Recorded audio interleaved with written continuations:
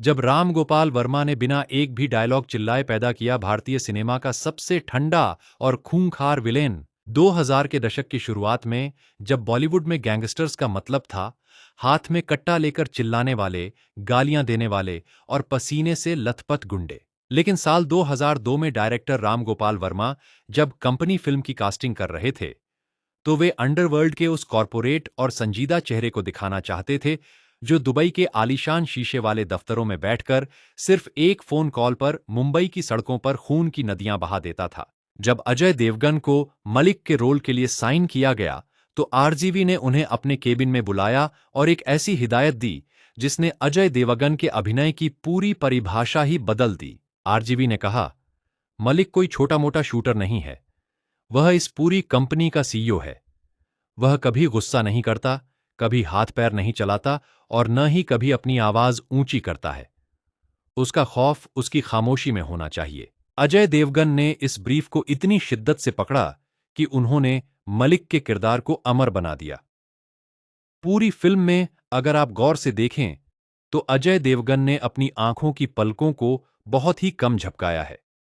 उनका camera facing look इतना स्थिर और एकाग्र था कि जब वे स्क्रीन पर सिर्फ अपनी उंगली से इशारा करते थे तो दर्शकों की सांसें थम जाती थीं।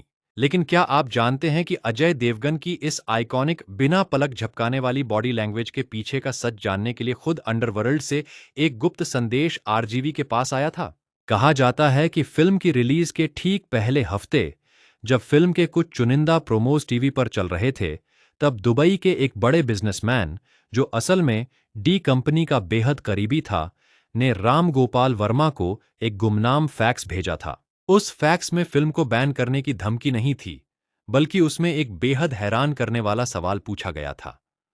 उस शख्स ने पूछा था कि आरजीवी को यह बारीक सच कैसे पता चला कि भाई जब भी किसी बड़े फैसले या कत्ल का हुक्म देता है तो वह अपनी सामने वाले की आंखों में देखता है और अपनी पलकें झपकाना पूरी तरह बंद कर देता है। यह एक ऐसा गुप्त और व्यक्तिगत सच था जो सिर्फ दाऊद के सबसे करीबी 5 या 6 लोगों को ही मालूम था। आरजीवी के दफ्तर में उस फैक्स के आते ही खलबली मच गई, क्योंकि उन्हें डर था कि कहीं खुफिया एजेंसियां या खुद अंडरवर्ल्ड यह न समझ ले कि आरजीवी का कोई गुप्त मुखबिर सीधे दाऊद के केबिन में बैठा हुआ है। आखिर राम गोपाल वर्मा को साउथ की इस सबसे खुफिया और ठंडी आदत का पता कैसे चला था जिसे उन्होंने अजय देवगन के जरिए पर्दे पर उतारा?